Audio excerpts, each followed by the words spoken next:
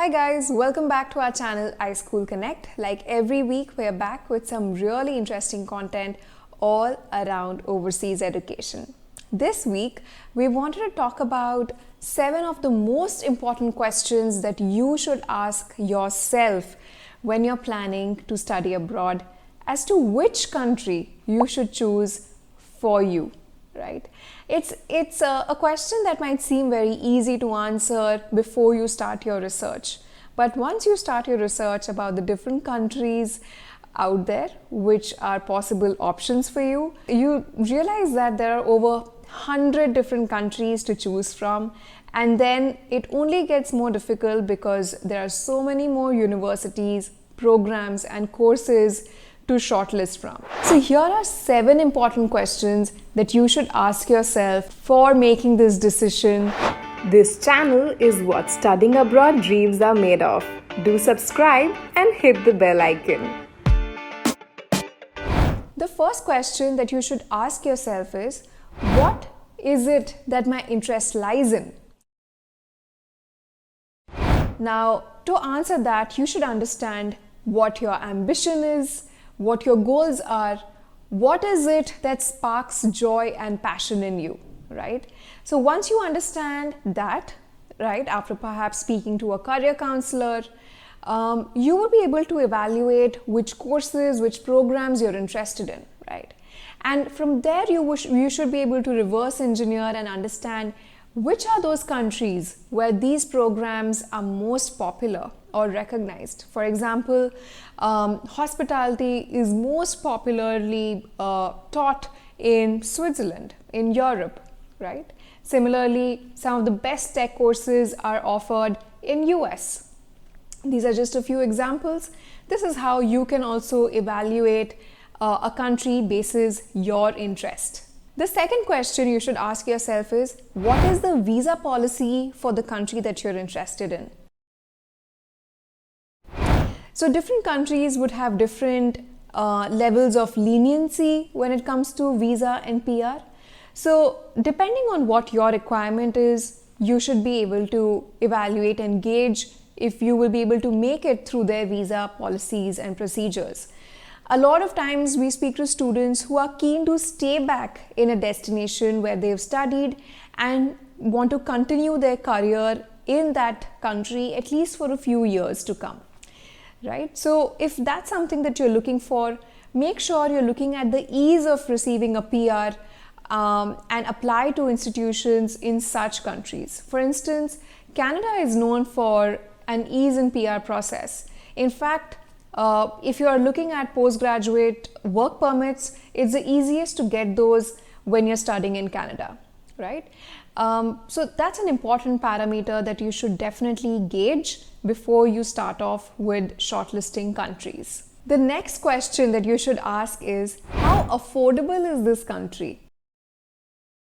Now, there are so many different parameters that you should be considering, right? Or that you should be listing down when you chalk out the affordability of a country, right? Here are a few important items that you should be checking off your list or, budgeting for. You will be paying for tuition fees, flight tickets, sundry expenses such as your accommodation, your fooding, equipments, and your Wi-Fi. When I say equipments, you're possibly buying a new laptop or a new phone. There are so many other, expenses that you will be incurring. The expense for your visa application. So make sure you're listing all of these down. These expenses do vary from country to country. So you should be able to evaluate which country is better for you basis the cost as well. Remember that your cost is going to be an extremely important parameter, especially for your guardians or for your parents who are probably investing in this whole journey with you. So keep this concept, keep this parameter in mind before you start off with the whole process. Since we just spoke about financing, it's important to also talk about what are the possibilities of receiving a scholarship in the country that you're interested in. Now, a lot of countries out there do actually encourage students to come and study in their destination, and this encouragement is in the form of financial aid. US, for example, offers multiple scholarships that are actually offered by the government as well as by the institutions that you're probably interested in studying in.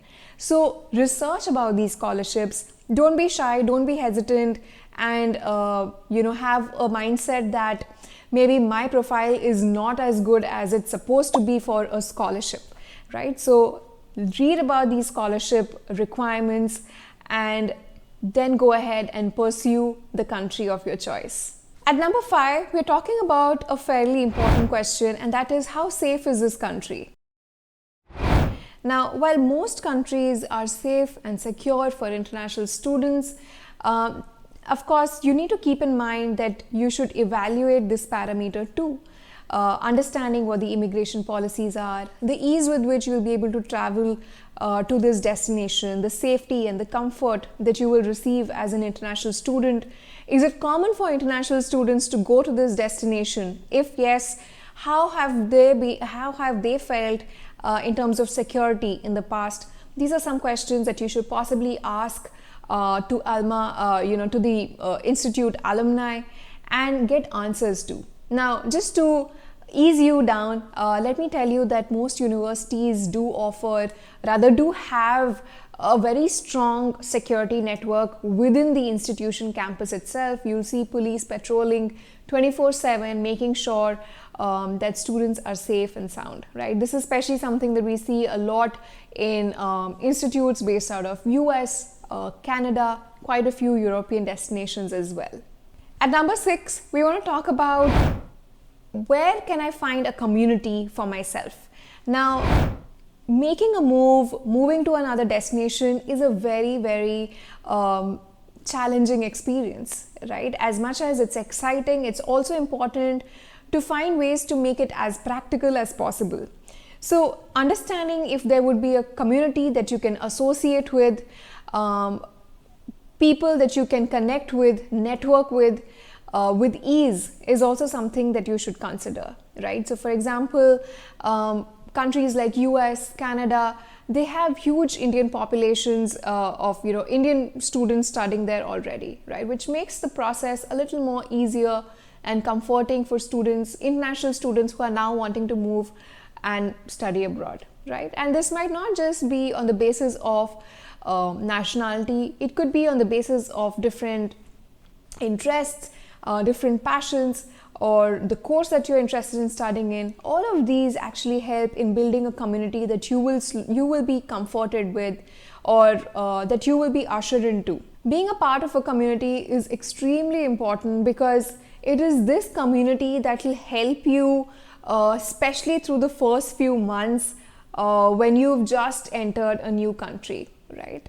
So that's an important point to remember too. And since we're speaking about country, the last point or the last question that I want you to ask is, what is the native language in this country, right?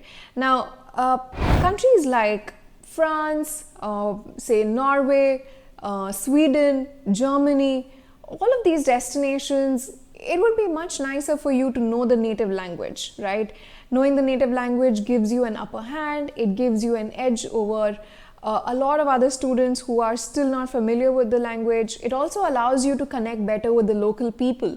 And at the end of the day, that is going to be an extremely important social dynamic, social behavior that you should be aware about, right?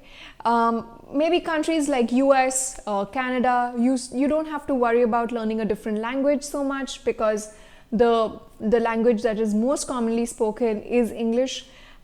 So if you are more inclined towards not learning a new language, you'd prefer to go to an English-speaking country, consider this as an important parameter so that you do not face any challenges in the future. Now, we've spoken about multiple parameters, and I'll close with a few other parameters as well. But I thought I should list a few of the most important countries or most popular countries that students like to study in when they're planning to study abroad. So, you know a few of these. but here's the whole list, right, of the most popular destinations, especially among students going from Asian countries or from the Middle Eastern countries, right? So US, UK, Canada, Europe, Australia, New Zealand, Singapore, all the European countries, such as Germany, Norway, Sweden, France. All of these are some of the most popular destinations that students prefer going to.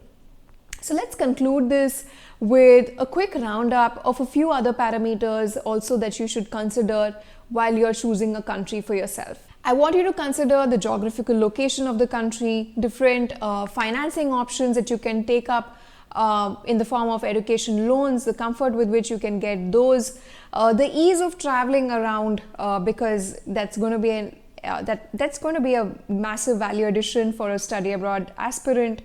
Also understanding how the career opportunities are going to play out for you once you pursue a program in this destination.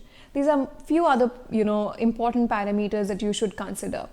Now there are multiple other things as well that come into play depending on your profile. So if you're looking at studying internationally and you're looking for assistance, you're looking for genuine support, you can reach out to us at iSchoolConnect and we'll be more than happy to assist you and handhold you through the whole process of studying abroad. If you have any questions, make sure you leave your queries in the comment section below and we'll be more than happy to answer all your questions right there. You can also reach out to us on our WhatsApp number, which will be in the description below, and you can call us, you can reach out to us on our website. All of those details are going to be clearly mentioned. If you're looking to be motivated and if you're looking for more information like this, make sure you like this video and you subscribe to this channel and hit the bell icon. Until next time, this is Malvika signing off on behalf of iSchoolConnect. Please take care. Bye-bye.